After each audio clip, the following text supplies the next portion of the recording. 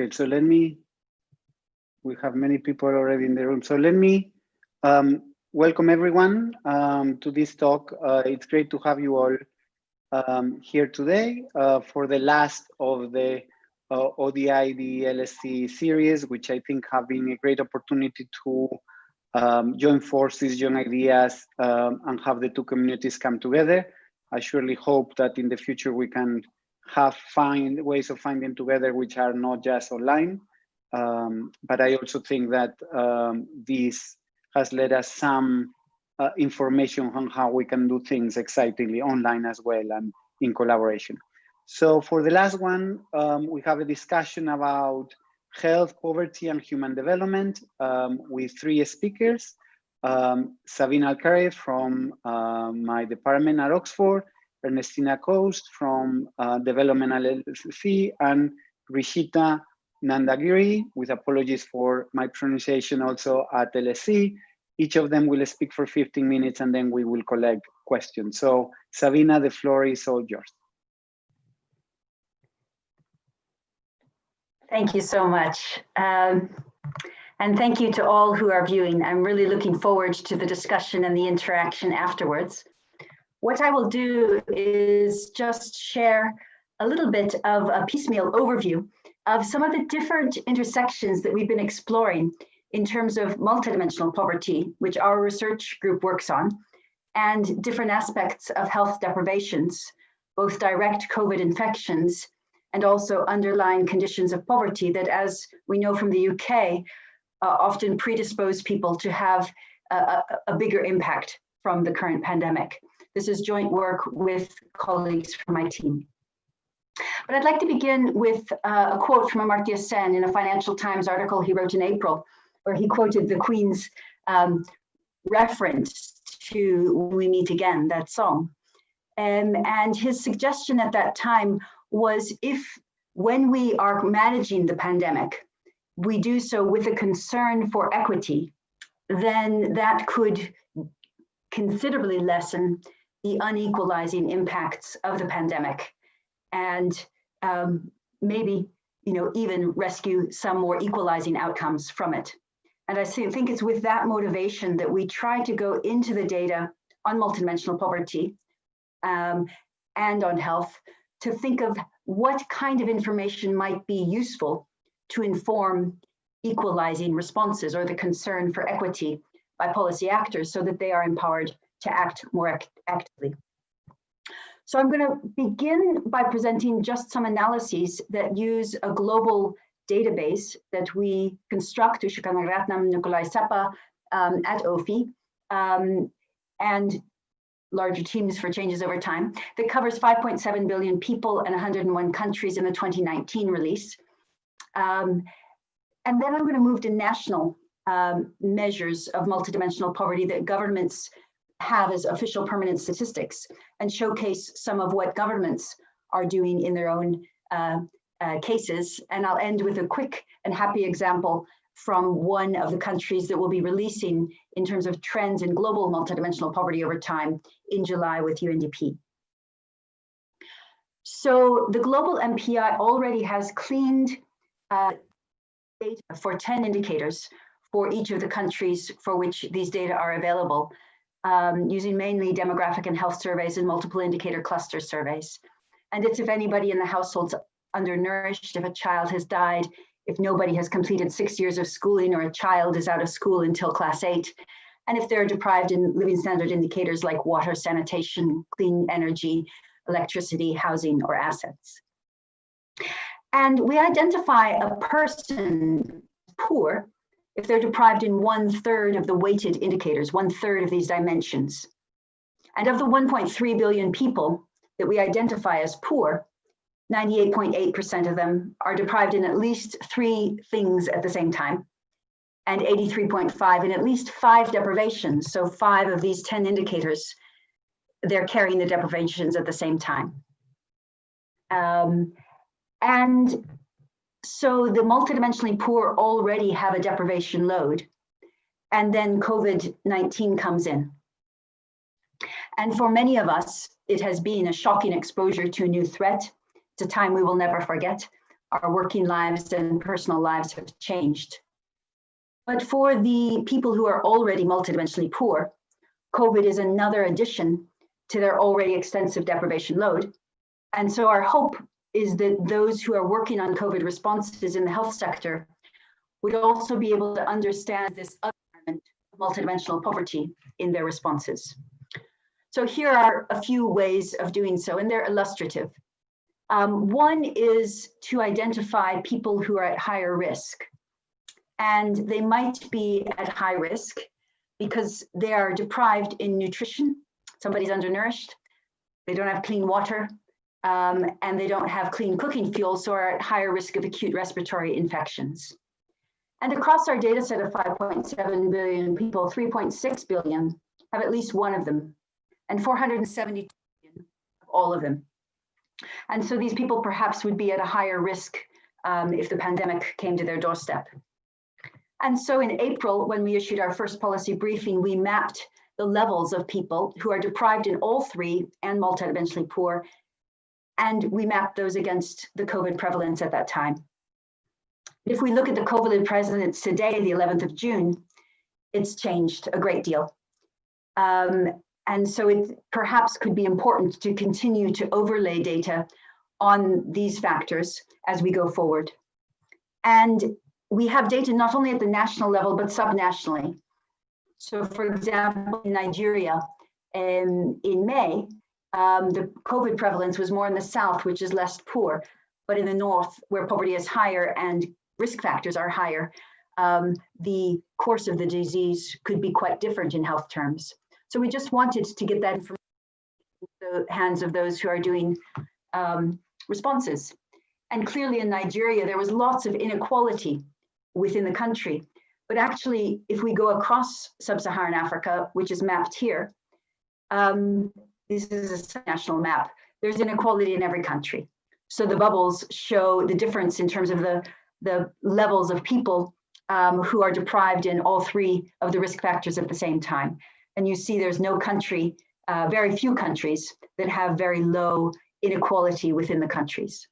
And that means that health responses will hit different communities differently, depending on the additional burdens that they are carrying. Now we're moving to South Asia. And if we look, for example, at 4 countries, Bangladesh, India, Pakistan, and Nepal, and we look at their subnational areas, we see that Nepal has much lower inequality than others. But you also see India, the inequality is not only by geographic region on the left-hand side, but also by caste, with the scheduled tribes being the poorest on the right. But so far, we've just been using the 10 indicators that I mentioned.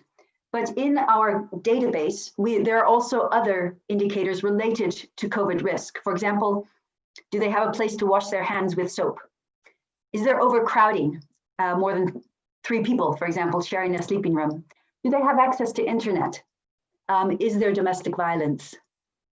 And what we can see is that across these 4 countries, if you look at the poor people, multidimensionally poor, and compare their deprivations with the non-poor, they are higher than the poor, particularly in hand washing, overcrowding, and internet. And in 3 of the countries, domestic violence was higher among the, although in Bangladesh, it's about the same. So with an understanding of the variables that are of interest in the policy environment, we can bring in and map additional relationships that might be of particular interest, and also policy relevance in containing the spread. But many of the survey data gathered before the pandemic, surveys are now paused. And so we also need to recognize the new deprivations that are coming in and pushing people into poverty globally and nationally. And so for that, we are at the moment either using microsimulations to estimate future trends, or where there are remote rapid surveys, incorporating these new data into the data environment. And so, for example, in projected increases in hunger or in children out of school are things that we do and can capture. So I'm going to shift now and show you some examples of that, but moving back to national measures. Governments tailor multidimensional poverty measures to their own context, their data sources, their political priorities. And so what many countries are doing is extending the existing official permanent poverty, multidimensional poverty indices to look at vulnerabilities to COVID. So for example, in Afghanistan, their MPI release in 2019 has 5 dimensions that include health, education, living standards, work, and then shocks, income and production shocks, violence shocks, and natural disasters. And 52% of the population were multidimensionally poor. But then we can do microsimulations because there is, unfortunately, a rise in hunger, loss of employment, and children out of school in Afghanistan. And so the vulnerability analyses there included these microsimulations. If we turn to Pakistan, Pakistan did not have up-to-date census or registry data, nor up-to-date survey data, whereas Afghanistan's was 16-17, so pretty okay. And so Pakistan created a multidimensional vulnerability index using older data to look across their districts and see which ones were likely to be most vulnerable. But then they opened a demand. The Assas Poverty Alleviation Program let people SMS in their need for support, and then cleaned that database of millions of responses, whether the people had a car, paid income tax, etc., to rule out people who were not likely to be so vulnerable.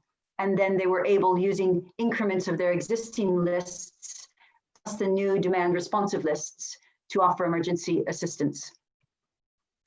In Bhutan, it's one of the many places now that are exploring telephone surveys. And this first exploration was with the tourism and allied sectors because the borders closed and all of the tourism sector of Bhutan, of course, became instantly unemployed. So we did a multidimensional vulnerability index using that rapid socioeconomic impact assessment tool, finding that 80% of the workers in the tourism and allied sectors were deprived in at least 3 core vulnerabilities. And we looked at their coping strategies, their interest in retraining in education, and also their care burdens at home. Was there a pregnant person, a person with disabilities in their household, an older person? So these rapid surveys, again, bring in some different kinds of information that complements the more direct health data. And so the last country example I'll give is Colombia. Colombia, which has had a multidimensional poverty index nationally since 2011, had a recent census, and they include data on their MPI in their census. And so they also obtained permissions due to the pandemic to be able to blend health record data with the census and do some kind of overlays of data that in normal times perhaps are protected by ethical standards, but was quite important to contain the contagion. And so they started with a basic map of multidimensional poverty, drawing on census data. And at the block level, they created maps. And these are online on the website of the National Statistics Department, DANE, for the government. And then within 2 weeks of the pandemic striking, they were able to blend those data with administrative records and living standards measurement surveys to create vulnerability index. And then they added also health records data in a separate exercise and information on government programming. So for example, here's a map also of Bogota, stepping back a little bit further, but now including multidimensional poverty and vulnerability from additional data sources and health centers, which are the blue dots.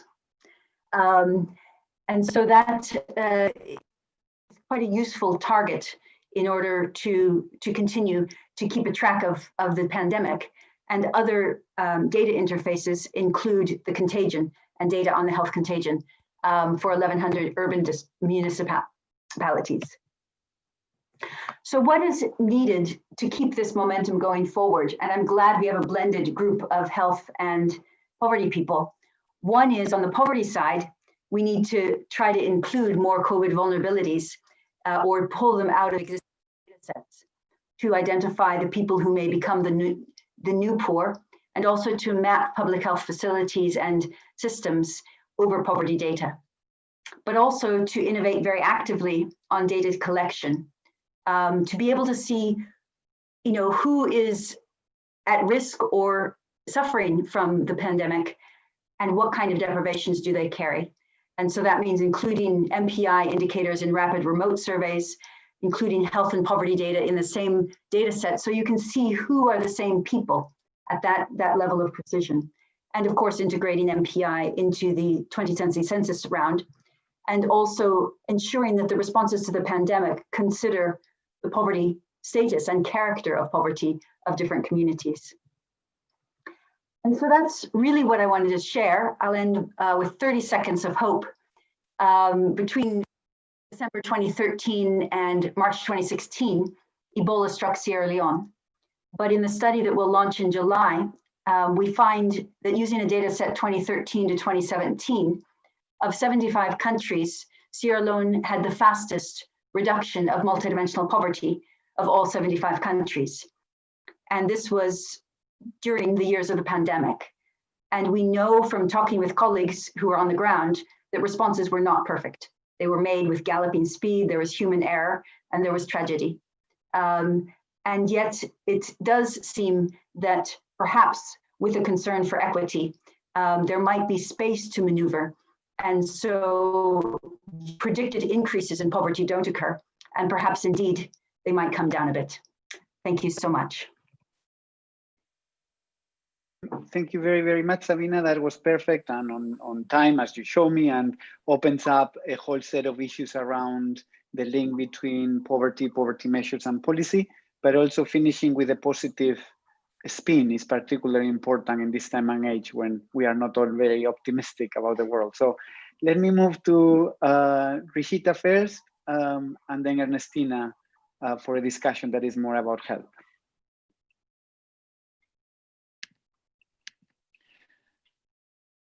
First, thanks so much for having us. I'm really excited to hear people's reactions and comments to what we have to present today.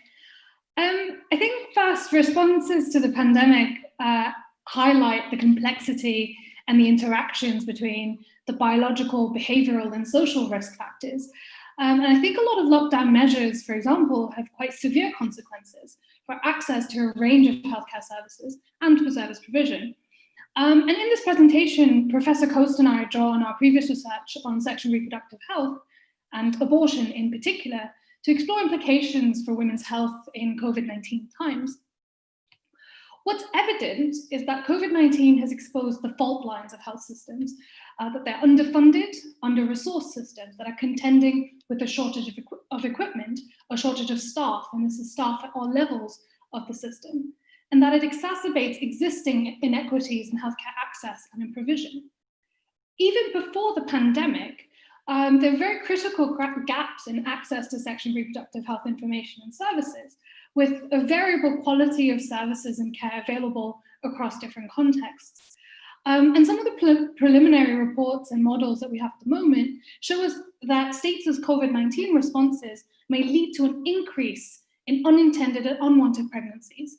And this is partly due to diminishing reproductive health supplies and their availability, which is also because of an impact on the reproductive health supply chains themselves because of lockdown measures.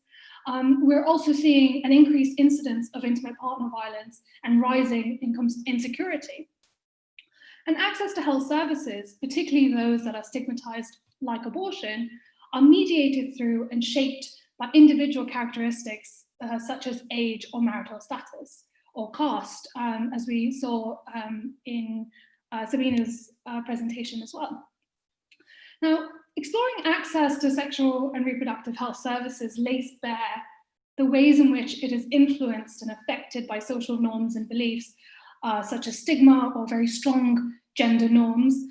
It's influenced by gendered relations, such as decision-making, who is the final decision maker in the household, or notions of care work, who carries the burden of the majority of care work in the household or in the community. and as well as existing laws and services. So for example, the legality of abortion, or who is allowed to provide certain services and under which conditions. And focusing on sexual and reproductive health highlights how pandemic responses can often individualize responsibility, and without tackling the larger structural inequalities and inequities that shape and mediate people's decisions and choices. Sexual and reproductive health is fundamental to people's health and survival. It's fundamental to economic development and to the well-being of people and their communities. And they need to be considered within pandemic responses as essential services. But these are too often at risk, as we see in the US with the current attempts to locate abortion as a non-essential service, for example. Here in this tube station-like map, we see COVID-19 has both direct and indirect impacts on morbidity and mortality. And we know from previous health emergencies like Ebola and Zika that there are indirect morbidity and mortality impacts for sexual and reproductive health as well. Access to sexual and reproductive health services can be severely disrupted during outbreaks, disempowering individuals, particularly women and girls, and exposing them to preventable health risks if those services are not available.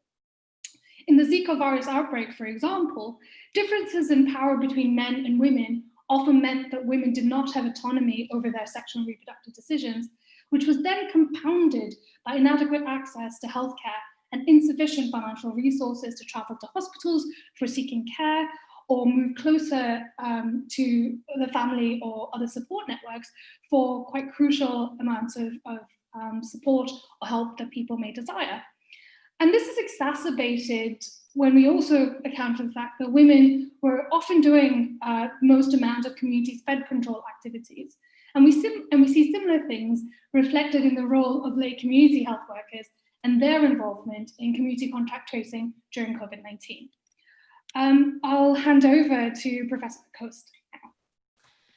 Thanks, Rashita. So returning to these points, whilst Rashita and I are looking specifically at these issues through the lens of abortion and abortion-related care, it's worth situating within the broader field of sexual and reproductive health and thinking about what we know already, what we can learn from other health emergencies, for example. So for women who are pregnant and delivering, for example, we know there are profound knock-ons in terms of either the availability of or the access to services. So the realm is much broader. We're looking at a narrow focus through abortion. Another critical point to draw attention to is the issue of inequities. There are well-established inequities within sexual and reproductive health globally. We know that some groups have distinct SRHR needs, and we can see the way in which COVID-19 lays these bare. There's evidence coming out of South Africa, for example, about how female sex workers have been impacted by the lockdown and what that is meaning in terms of their livelihoods, what it's meaning in terms of the prices that they are able to negotiate for their services, and importantly, what it means for their ability to access the care that they need. Next slide.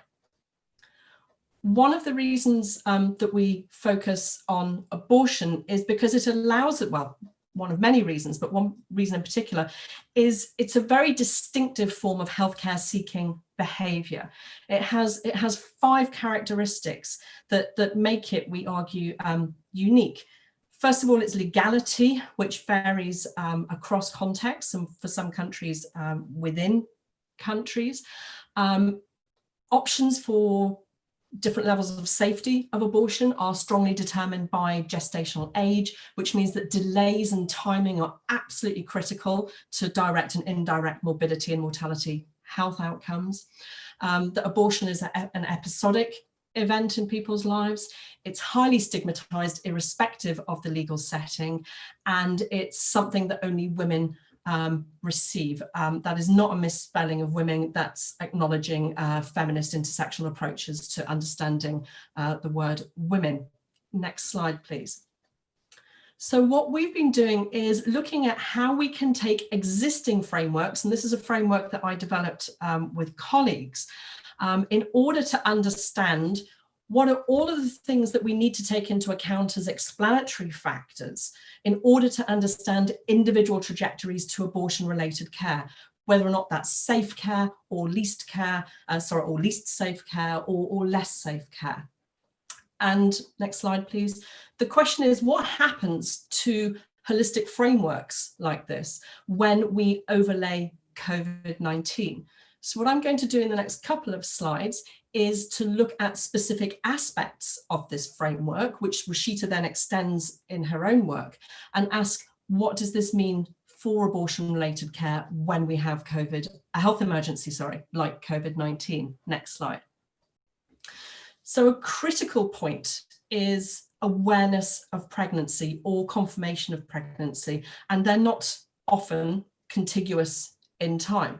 So we know, for example, that COVID-19 is impacting already on people's abilities to confirm a pregnancy, and importantly, whether or not they have to keep that a secret, reinforcing something that Rashita said. We know that a lot of abortion-related care, for a variety of reasons, is highly secretive in many contexts. We see intersections with age. We know pre-COVID that adolescents are much more likely to have later pregnancy confirmation and awareness than older women, and that is only going to be exacerbated. Next slide. I'm just going to jump around in the framework to draw out some illustrative cases. We know it is well established that there is either called a shadow pandemic or a syndemic of sexual violence. So in terms of exposure to risk potentially of unplanned pregnancy, we know that that is strongly linked with lockdown and quarantine measures. There is some evidence emerging out of settings here, drawing on the work of Niavani Madize in Malawi, where school closures as a result of COVID-19 appear to be signalling some changes in marriage patterns, possibly earlier marriage patterns for girls in terms of their exposures to risk. Next slide. And looking at the macro or the more structural context, we can look at this at the global level. We can see profound implications for the global commodity supply chain of contraceptives. That's having a huge knock-on effect already. If there is a small positive to maybe think about, it's the ways in which a health emergency can provide a lightning rod for innovation in healthcare. Remarkably, we saw that happening in the UK as COVID-19, well, not across the whole of the UK, so far only England, Scotland and Wales, Northern Ireland lags there. In terms of the provision of telemedicine for the self-use of medical abortion, we're seeing this in parts of India. We're also seeing it through often feminist collectives providing these sorts of services. But we can see increased pressure on healthcare workers and what that is meaning in terms of people being unavailable to provide SRH care and services, but also fundamentally we're seeing the closure of services. Bearing in mind that COVID-19 in the realm of abortion-related care comes on top of, for example, the impact of the so-called global gag rule in many parts of the world. Back to Rashita.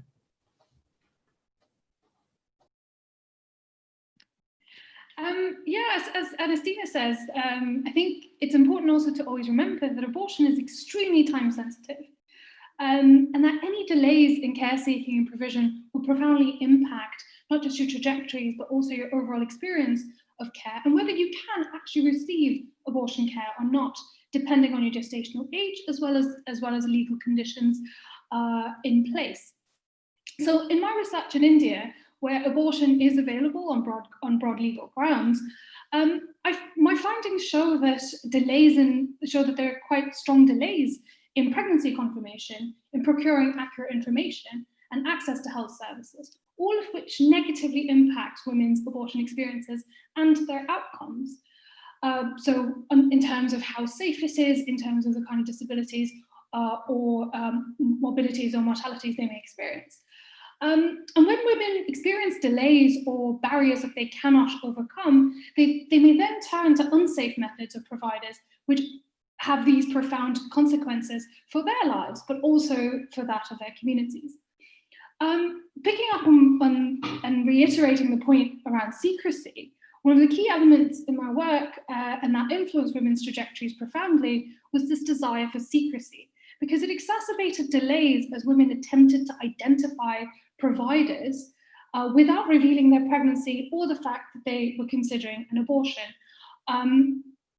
The other thing my research shows is and underscores is just how essential frontline health workers are. In India, you have a cadre of health workers, of lay community health workers called the accredited social health activists. These are women from the villages. They have about 2 weeks worth of training. They're not medical professionals, but they are the front line of the Indian health system. And they're essential. They play really essential and crucial roles in women's abortion trajectories. They're equipped with pregnancy test kits, so they're often present at women's confirmation of pregnancy, which is why in my sample we also saw women, or the majority of the women in my sample had quite confirmed their pregnancy very early in gestation, which gives them a longer amount of time with which to negotiate these delays in order to access abortion, and gives them the range of pregnancy options. ASHAs also play quite essential roles enabling access to abortion through information provision or referrals, all of which can help mitigate delays. And one of the most important things about their roles is that they're seen as trusted confidants or elders from whom you can seek advice. And in COVID-19, this role has become even more crucial. So in one reported case, a woman and her partner were traveling to an abortion clinic and they were stopped by police officers because of lockdown measures. And they were only allowed to continue their journey after contacting their local ASHA worker. But COVID-19 has also dramatically affected ASHA's roles, with travel challenges and suspension of take-home resources such as these pregnancy kits. And the lack of access to a pregnancy test has then meant that women's pregnancy confirmation is delayed, which affects the reproductive health options that they now have. Women may, even if they are then aware of the pregnancy, decide to keep it secret, given lockdown conditions, attempting to minimize the number of people who would be involved in decision-making, and try and avoid protracted negotiations while they try and work out another way forward. And apart from the disruption of routine care, ASHAs have been tasked with additional COVID-19 duties, such as community contact tracing, which has affected how ASHAs themselves are viewed. Concerns about whether they can transmit infections or are carriers can mean that they're no longer seen as trusted community members, but are seen as a risk, which removes another crucial pillar of support. This pillar of support for information seeking, for emotional support, or for more practical support, of referrals or procuring medical abortion pills for self-management. All this to say that sexual and reproductive health and abortion need to be understood as essential elements of a COVID-19 response, but it has to be one that centers the needs of women and girls and of marginalized groups in its response.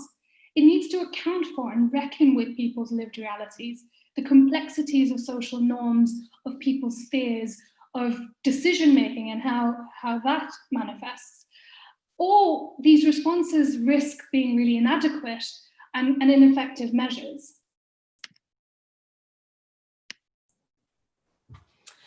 So to draw this together, this is a deliberately simplistic slide about thinking about the connections between health more broadly and poverty, or specifically abortion and poverty.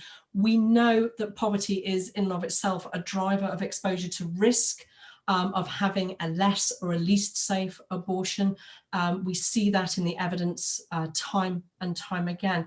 But also importantly, poverty is also an outcome of indirect morbidity and potentially ultimately mortality resulting from abortion or abortion-related care. And it's really important that we keep both these cause and consequence factors, or the bidirectional relationship between COVID-19 indirect morbidity outcomes and direct drivers of poor health outcomes. So I'm just going to finish off by returning to our final slide, or not, which is that COVID-19, we've used the lens, a very small and specific lens of abortion-related care, but what it's doing is it is really, to reiterate, exposing these fault lines and exacerbating inequities and exacerbating them across intersections that pre-existed COVID-19. Thank you. Thank you so much. That was extremely interesting and rich and very different to Sabina, but at the same time complementary. So I wonder now whether people have questions. You can ask them, I think by primarily in the questions and answers and the chat. Although, at least in another web that I was, you can also, no, I think you cannot raise your hand.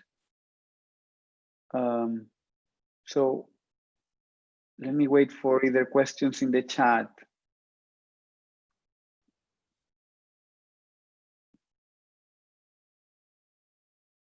Ah, here it is. No, this is.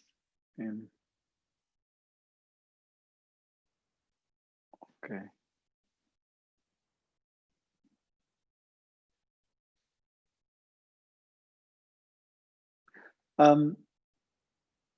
Meanwhile, while I wait for questions and comments from the audience, I wonder whether I can ask Sabina a couple of questions. The first is, of course, I was left with a positive story, wanting to know more about why, right? So why it is that that happened, and what are the lessons you think that we learn from the others. But the second is one that worries me always, which is the combination between the short run and long run. So we are always now very worried about how we respond in the short run and how we build better indicators. Could you, based on your interaction with governments, tell us a little about where you see positive interactions, or times where the short run will clearly be beneficial for the long, and where we are actually having very short responses that are unlikely to do very little for long-term debates? And then we have a question for, I think, both of you in a way, which says, although primarily for Sabina, in the first presentation, the speaker spoke about inequality and COVID transmission. However, in the sub-Saharan Africa, with simply poor poverty indices, the transmission has been relatively low. And whether this connects to our conversation 2 weeks ago, where you can offer some lessons for that, some explanation, sorry. So Sabina, the floor is yours. Thank you. Yes, in terms of the short term versus long term, I think what's very clear is that in the short term, COVID emergency responses were undertaken often during a lockdown. And so they were really confined to cash transfers, or in some cases, food transfers, and of cash, but not addressing services or structural causes. And it was perhaps also not addressing some of the populations that were excluded from the systems. I think that there's also a need in some countries where hyperinflation has taken off to think more about controlling food price shocks, especially because the cash transfer was to cover an amount of food that it would buy when it was planned, and then with inflation, that amount of food has gone down. In terms of the longer term responses of strengthening health systems, of getting children back in school, qualities of restarting school lunches where those are essential both to students and also to improve their nutritional outcomes. A lot of those are simply awaiting the next phase. And so the hope is that the resources, so the emergency response is just about, which is not, it's a huge just, it's very important. It's also about, in some countries where they've been able to target informal workers who lost their jobs, stabilizing their lives. So preventing some of the predicted rise in poverty. But the next phase, we'll have to think about, okay, there will need to be stimulus to restart the economies and to get people back into work.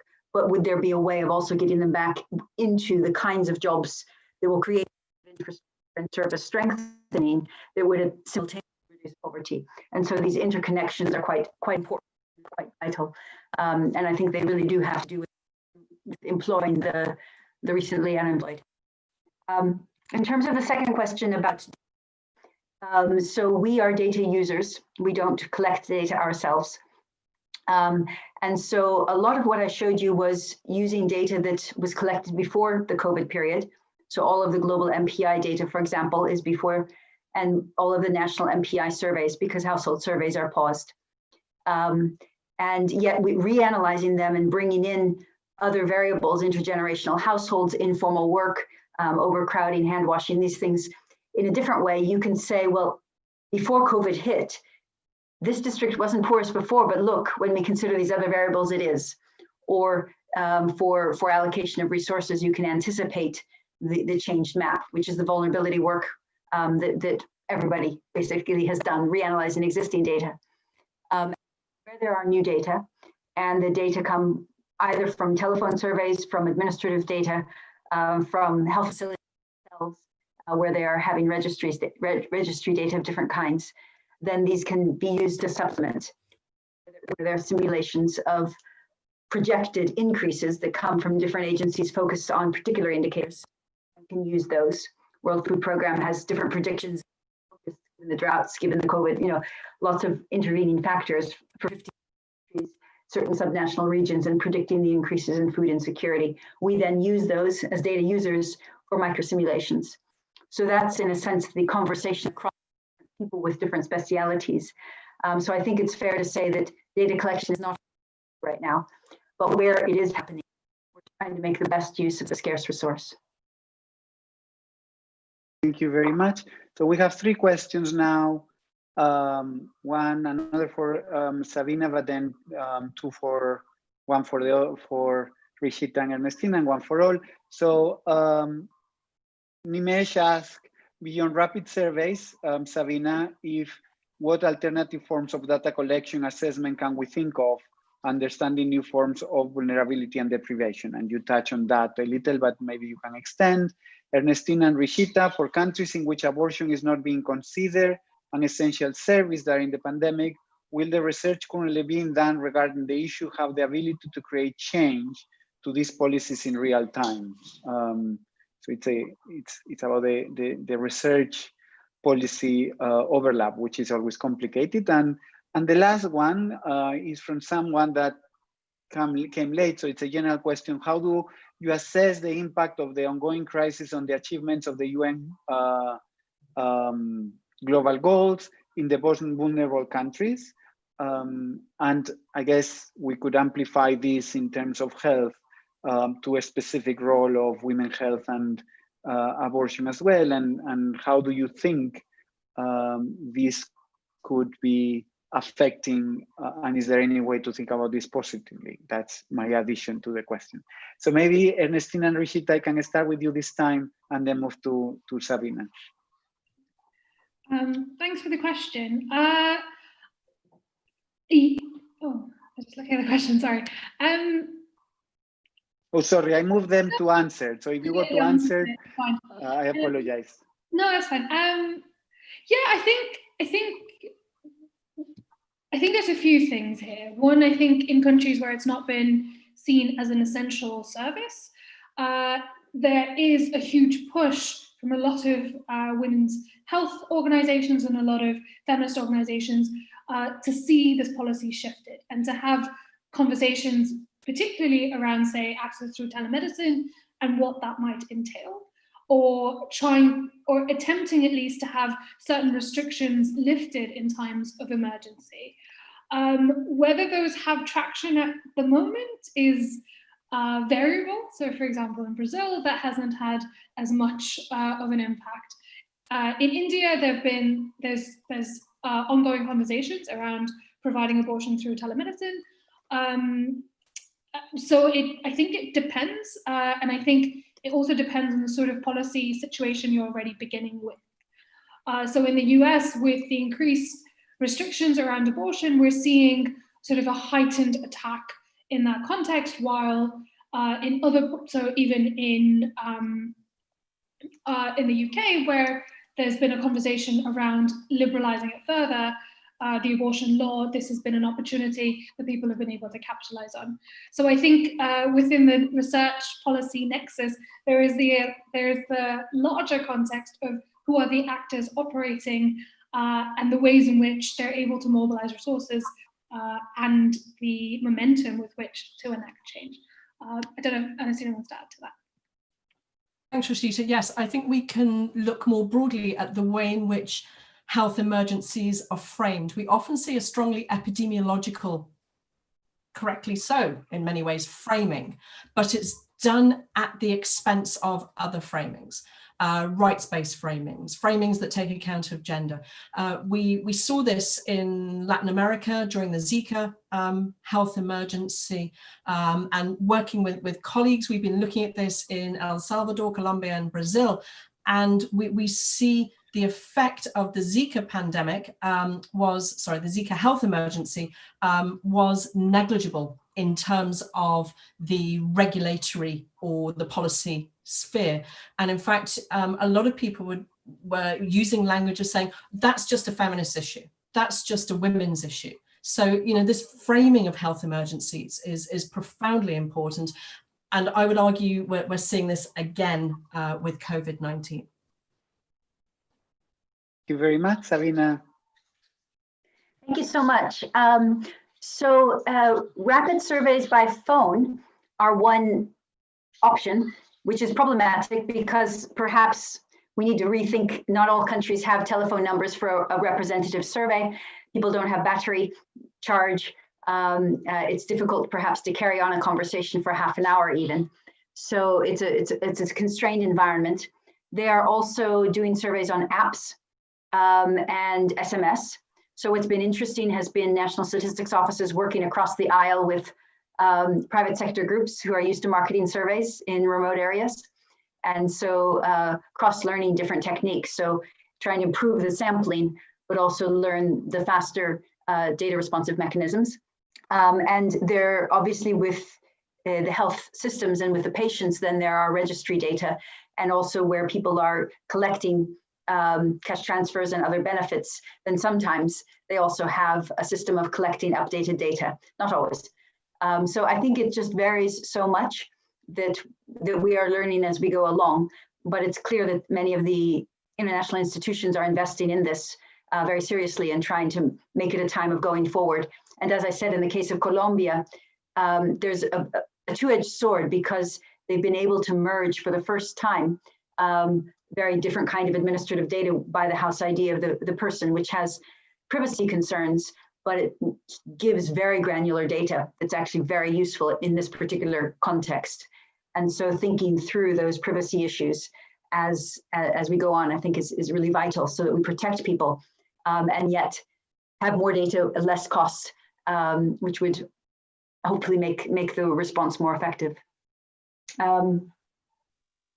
In terms of the SDGs, so there are different predictions, and we are doing our own with UNDP that will come out in July of the numbers of years that COVID is setting us back in terms of the decrease, the trends in multidimensional poverty reduction globally.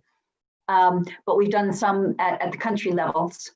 And so it's setting people back clearly in different SDGs related to nutrition, related to employment, related to child school attendance. Those are very, very direct impacts.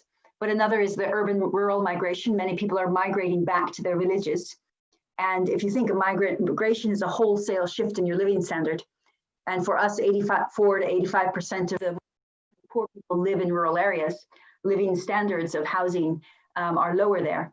And so that also creates a whole shift in the deprivation profile of the returning migrants to the rural areas. So there are a number of features that will make some of the SDGs more difficult. There's also the very sad fact that when people perish and they are poor, poverty goes down. So poverty is blind to people who die. The numbers are not big enough, thank heavens, so far to make that overcome the numbers of people who are increasing in poverty. But I think it's a complex field and we're trying to sort it out, but it will take some time. Thank you, that's extremely useful. So let me go with another 3 round. So the first one, in the context of countries with without universal social protection or universal health coverage, such as the case of India, is the use of a strict lockdown a good idea? This is not something either of you trade directly, but obviously has relevance on some of the debates you were saying. The second is from Omasunjewa Idun.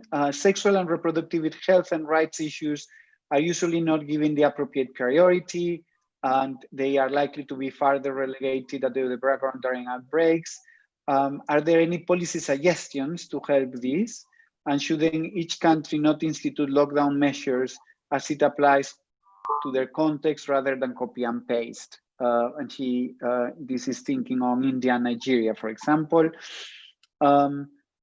Then Sabina, of the many impacts that you talked about, those on the informal sector and casual labor, or those from the lower classes can be disproportionately affected. So you mentioned that getting back to work, it was necessary, but the current situation makes this difficult. Should government think of alternative ways to redistribute resources? For example, taxation of the rich. I think also, obviously, social programs that you have already worked on and even make proposals. So maybe you can tell us about that as well. And finally, from Joe to Rishita and Ernestina, regarding the framing of health emergencies, what are your thoughts on the response or lack of response of the WHO regarding this specific problem that you deal with of abortion? Again, maybe I can start with Rishita and Ernestina and then go to Sabina, if that's okay. Yeah, I think the three questions actually dovetail really well together. I think on the question of policy suggestions, and I'll start there first, is I was actually going to say, well, I think, which also sort of responds to, I think, to Joe's question, is I think the WHO response, the WHO has about 2.5 weeks ago put out their update on COVID-19 guidance around health services, which has included abortion. Obviously, with the caveat where legal or in context where it is legally available, should shift to using telemedicine or consider how it can make abortion available. And to think about this not just in times of COVID-19, like in the middle of the pandemic, but also for when we're coming out of the pandemic and the resilience of the health system itself. So I think this is one way in which it can allow health systems to respond and allow governments to think about the range of issues that should be focused on. Second, I think what it does is that it reiterates one of the core elements of the current policy guidelines that we have in international documents, particularly that even where abortion is not legal, post-abortion care should be provided. And I think in sort of picking up on what Ernestina said around health emergency framings, how emergency responses might allow us to think about what constitutes the range of abortion care. So I think that is another way in which the sort of policy responses around sexual and reproductive health can help and to have some pressure from the WHO. Now, questions around the legitimacy of the WHO and its continued role in health governance also come up, but for me, I think it remains an important part of their role. Do I think they could do more? Certainly. Do I think they could be more direct? Definitely. In terms of institute not having sort of copy-paste mechanisms, I think, especially for developing country context, and I think this responds both to the second part of the question and Harry Caitlin's question. I think in a lot of low middle income countries, family is quite a crucial support space, and it can be quite crucial for survival itself, whether that is pooling household incomes together or providing advice and information, childcare, if people need to go out to work in as community health workers or anything, like the range of employment options that might be available to you, and the ways in which family steps in.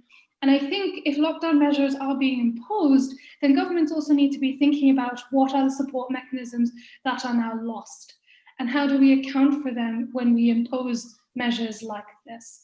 How do we account for the ways in which the very essential pillars that surround people's or allow people to survive have now been dismantled? So I think that if we are going to impose lockdown measures, then I think that needs to be accounted for as well. I'll pick up on that. I think one key thing has been this incredible emphasis on the household, and we see a lot of elision in terms of the use of the language around what's a household, what's a home, and what's a family. And we know, be it in terms of financial resources, food resources, childcare, support from somebody who can keep your secret if you're trying to get an abortion, these are not neatly contained by households. And I know it's one of the things that people using household-based data, really struggle with and have to contest. What is a household, but really importantly, under a condition like a health emergency with a lockdown or a quarantine, what does that actually mean for how people live their lives, whether or not, regardless of what resources people are trying to get a hold of? Thank you. Yes, no, and thank you again for the interesting answers of the others. I find that fascinating. So in terms of lockdown without health protection, I think we know that that there's a tragedy, and that any of the courses of action of the complete lockdown or lack of lockdown will have a terrible impact, and in both cases the impact would be larger on the poor. And so the question is, what is going to be the optimal balance? And the further issue is that we don't know. We're learning. There's a lot of uncertainty, and I don't know. And so I can't claim to have particular expertise. And the concern is very much that in some places where lockdown was implemented immediately without the possibility for people to go and buy food stocks, the devastation was huge, and not fair, but it was also quiet, because people were within their homes. And I think the further complication is that if this continues, then it will probably cease to be quiet and become political, and we will see more unrest than we have so far. And so I think it is a balance, and recognizing that we'll have to learn from what works and try to adapt it in other places. So it's not necessarily dodging the question, but it's trying to say, okay, there needs to be parts of both, but without a lockdown, we know that the poor will have a greater exposure to the virus, but with one, they will have a greater exposure to other very, very significant tragedies, because they won't have jobs and they won't have reserves. And so just having the concern for threading through whatever policy responses there are is a little bit that we can comment on. In terms of the labor, there are questions people work with safe social distancing, but for example, there are strong calls in India to reignite the NREGA, National Rural Employment Guarantee activities to put people back to work, and so that they have productive jobs, and so that they have a family and a kind of exchange. And so it's not perhaps out of, but it needs, just like all of us going back to work need rethinking issues of social distancing. The return to work will need that cases as well. But in terms of taxation of the rich, that's certainly part. But I think a really exciting part is also to reach out beyond government to private sector and to philanthropy. But in the case of private sector, we have a social enterprise. It's quite interesting that a number of corporations are trying to say, well, what can they do? What can be their response with their employee base and with their value chain to try to, redress some related impoverishing aspects of the pandemic.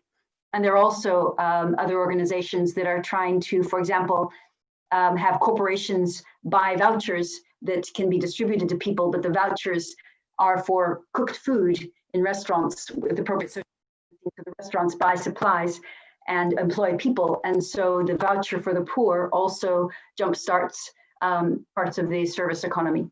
So I think thinking about these interconnections and finding a sweet spot where it exists is also another avenue of exploration.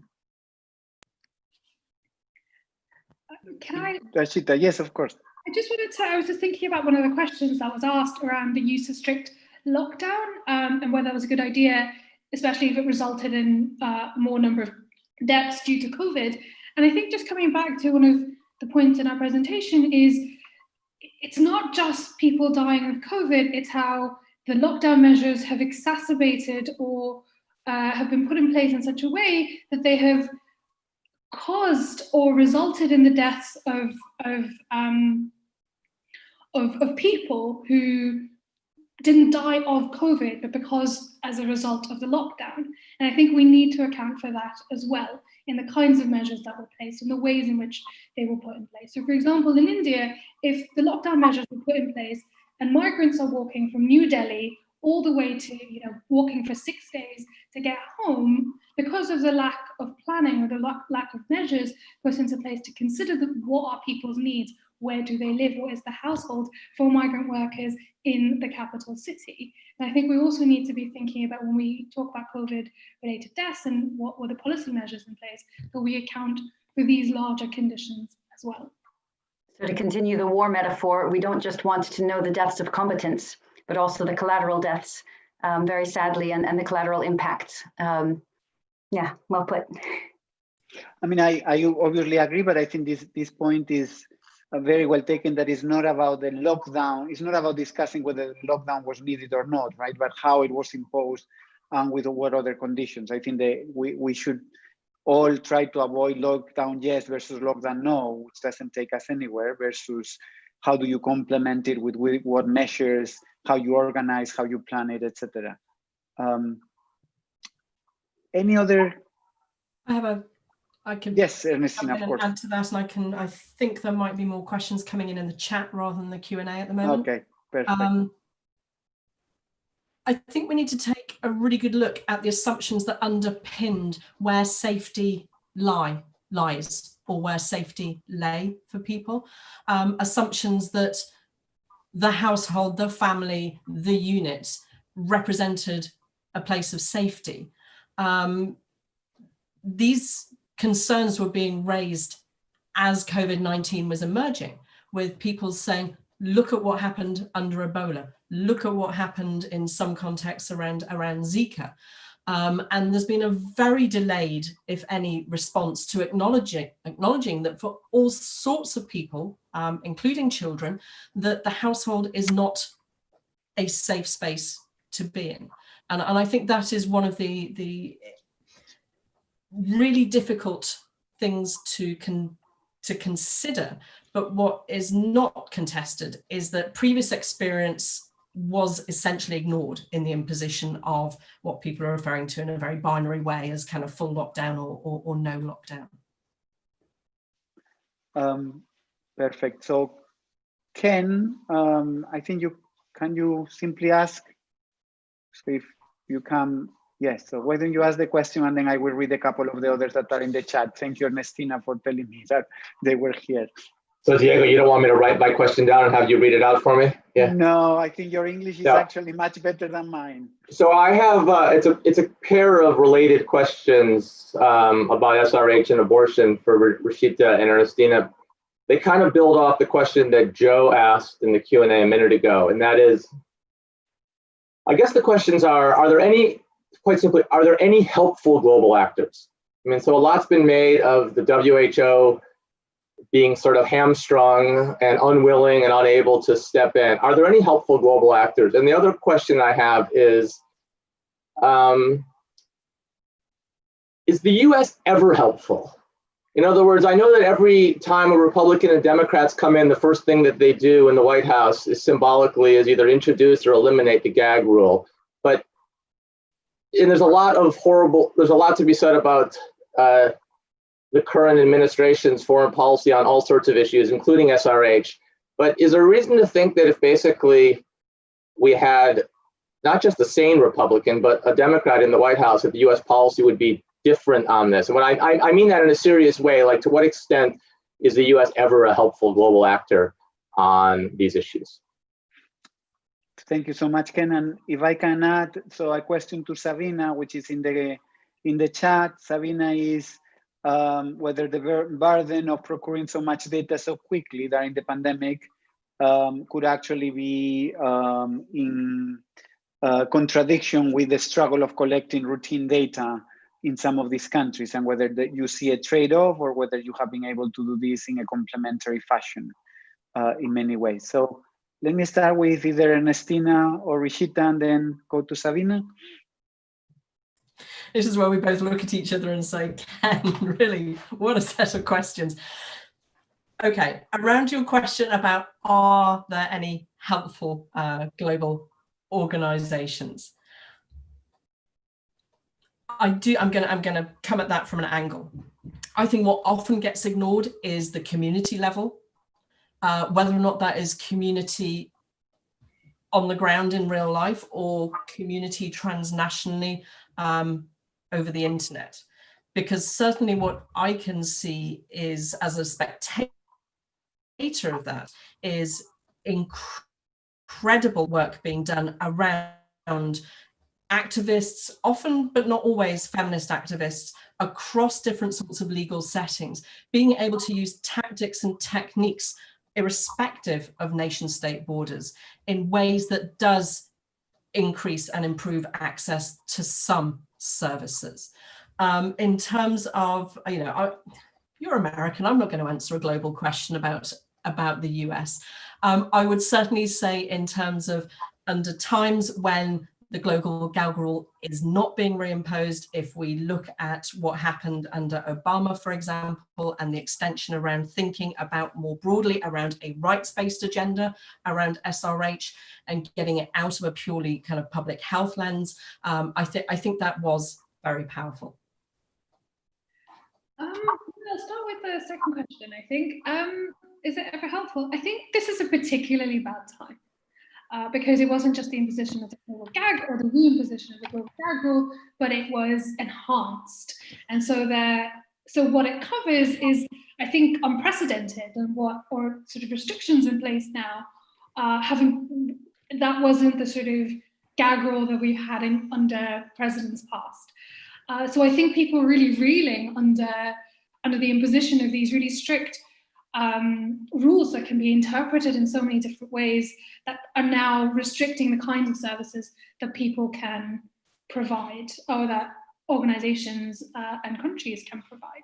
So I think there's that element that I feel like this is a particularly bad time. And I think just globally, I think we're seeing a lot of abrogations of rights and a lot of the rights language that was really fought for. And I think, picking up on what Ernestina said around activists at the moment, but this is also a fight that began a really long time ago. So all of the language that we have around abortion now came from community level, came actually often from the global south, arguing that this is the sort of language that we need, these are the rights recognitions that we require. And I think that has been in some ways and sometimes facilitated very much by UN agencies. So within abortion rights language, and we're talking about documentation, if we talk about the Cairo Consensus in 1994, that was in many ways facilitated by Nafi Sadiq at the UNFPA.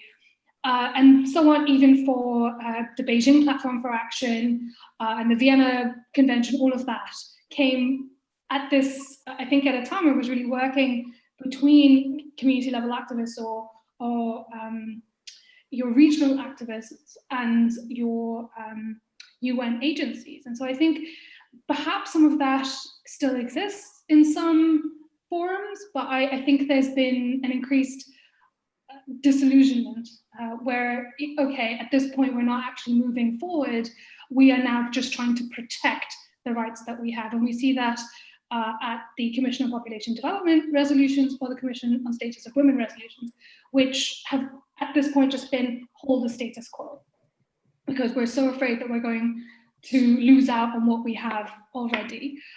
So I think people have turned to look elsewhere, which is the systems are not helpful. So how do we organize through thinking about self-management of abortion through our hotlines and so on? So I think that's where the shift has been now. So Sabina, before you answer, Ken, is your question a follow-up directly, and would it make more sense for you to ask it now, or should I? Yeah, it's really just a comment, and it's directly responding to Ernestina's reply to the question that I asked about the US position and how it might or might not change depending on the character of the person in the White House. And that is that at the World Health Assembly in May, with the resolution on sort of the global solidarity response to COVID, there's two areas where the US objected. One is sexual and reproductive health. The US objected to the language on that. And the other is the area about language around intellectual property over vaccines and therapeutics. And so Ernestine and I have commented before that like both of the things that we care about were basically redlined or struck out by the US. But the point is that if that same resolution were taking place, what I hear Ernestina saying is that if that same resolution were taking place 6 years ago, the US maybe wouldn't have reacted the same way. If that same resolution were taking place 6 years ago, no matter who was in the White House, the US would have reacted the same way. So I think there's something interesting about sort of that these are the two issues that the US seems to be obsessed about, but one of them they're always obsessed about, and the other one does seem, that might actually give sort of a way of essentially addressing that question about how US policy changes. I'm looking at Ernestina. I don't know if you have a follow-up. No, Sabina, please. Thank you so much. So just a couple further things on data. One is that many countries have a 2020 census coming up anyway, or they are gathering other information anyway.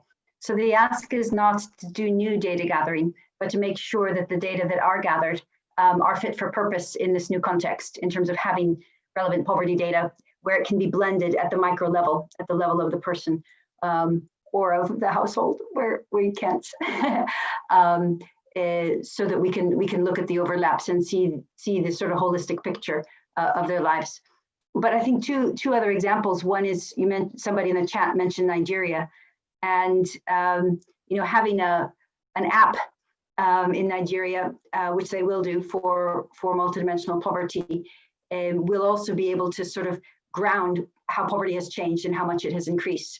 And without actually having data on that, it's all speculation, it's all simulation, you don't actually know. And so the government or other sector responses are a little bit hampered until you actually know the scale of the problem that you are addressing and its distribution. And the final thing is to say that sometimes it's really quite important to inform the response. So in the Bhutan tourism survey, they also asked what people were planning to do because they're not going to have tourists there. So they have to retrain. And what was terribly interesting for them is that these people who are in hotels or restaurants or in the hospitality sector, they wanted to go back to many of them. That was the most popular profession, which had not been expected. It was expected that they would go into other services, but plumbers and electricians were a popular choice. But there was also demand for training in weaving and painting. And so as the economy sort of try to recover, they need to know what the workforces would be energized to go into. And I think that will help the reorganization of economies because we are going into recession. So there will be a lot of shifting, I think, in the role.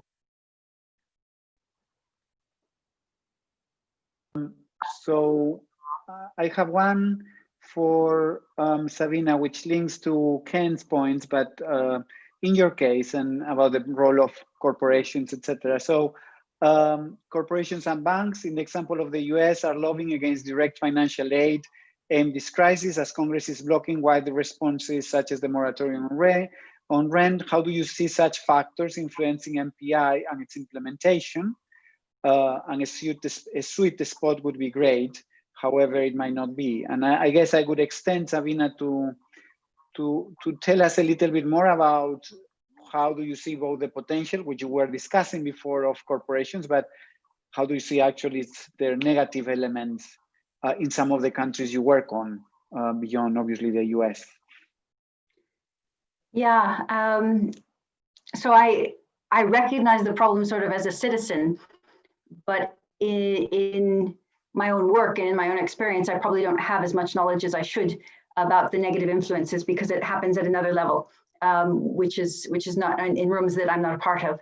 And so I recognize it. I sort of salute that is a problem, but I don't feel I have an adequate response. What I can say is that some of the anecdotes have been about how an encounter with poor people can sometimes actually change the mind of an executive and hence have an impact on the firm. So President Santos, a visiting professor with our department, took CEOs with him to some of the poorer places in Cartagena as survey enumerators, obviously pre-COVID, to go and meet and take the survey data of poor people. And that led to sort of a re-estimation and a change in some of their practices because they had a face-to-face encounter perhaps for the first time with a peer group, all of them going out together and all of them, you know, meeting in the evening, but able to then contain and process that kind of experience. So I guess the hope would be we could offer those spaces for solidarity, because that's something that we know more about. But I completely recognize the negative impact of the corporations, certainly on cutting aid, on moving out the positive and pro-poor's policies in favor of other policies that might benefit a particular sector or corporation. But I don't know what to do.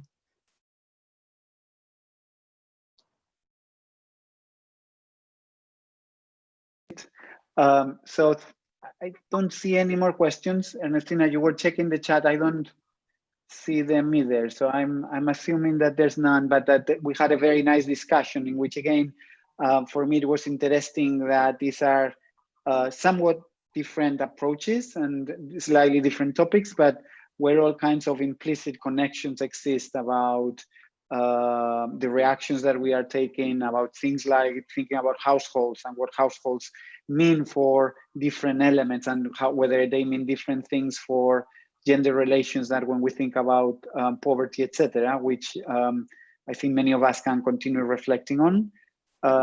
Thank you very much, Ernestina, Rishita, Sabina, for today's talk. Thank you everyone that was here with us. This is the last one, but maybe of this season. And maybe it's something that we can replicate and have more conversations, as I said, online, or if the world slowly changes, offline as well. So Ken, I'm going to give you the last word, as I always like to do, of the whole series. Well, I'll just thank everybody today, but also everybody who presented in the previous 3 sessions. And I'll also just take this opportunity to thank Diego, because this was Diego's idea. He sent me an email as the lockdown started about suggesting that maybe we do something like this. And so we whipped up a proposal and decided to do it. And I think it's been great, worthwhile. I've enjoyed all 4 of these.